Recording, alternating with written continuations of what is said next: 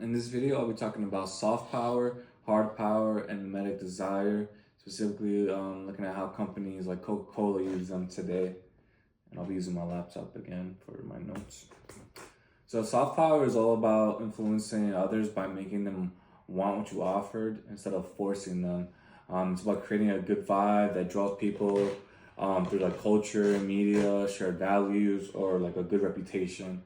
It's less about telling people what to do and more about like inspiring them to make that choice because you want them to admire it.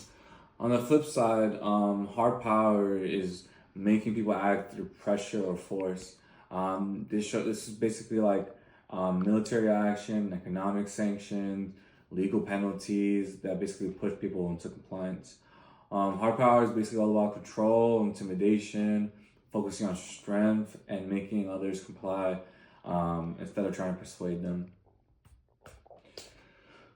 Okay, so a good example of soft power is how American culture has spread worldwide. I like to think about like Hollywood movies, pop music, stuff like Starbucks. It's basically all spread worldwide. Like when you think about like clothes, you got blue people wearing blue jeans and like Levi's and stuff like that everywhere. When you think about coffee, you think about Starbucks. Or for me personally, like I'm a big superhero guy, so I think a lot of people in the world know about like Marvel and DC, and it's all connected to American culture. I think this influence grows by capturing people's hearts and minds without like needing like some type of like military force or some type of complicated politics. So a real good example of hard power is military intervention. I would know because I was in the army.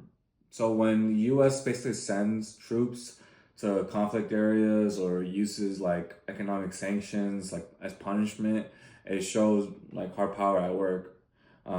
This approach basically is not about like attracting people to want it. It's just about getting things done through force, which basically highlights the difference between influencing someone and just making them straight up obey. Um, so Coca-Cola actually does a pretty awesome job at mimetic desire, um, which is a boost. It boosts its soft power, and instead of just pushing a drink, their ads create like a sense of like happiness by showing all these gatherings and celebrations. Basically, when somebody sees somebody else having a good time like Coca-Cola, it makes them think of like, oh, like if me and my friends have some Coca-Colas, it'll bring joy and happiness.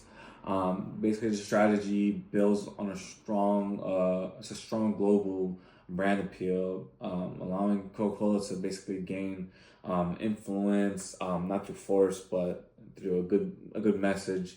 And I think it's a perfect showcase of soft power and mimetic desire at hand. Um, so to wrap things up, soft power, it's all about attraction. While hard power is all about coercion. And then you got mimetic desire. It helps explain why brands like Coca-Cola do so well. They encourage people to want what others desire. I think these companies expand their reach without using any force, which is pretty good. That they don't do anything extra to make us want what they have. I think the mix of attraction and imitation shows how cultural influences really shape our choices and preferences.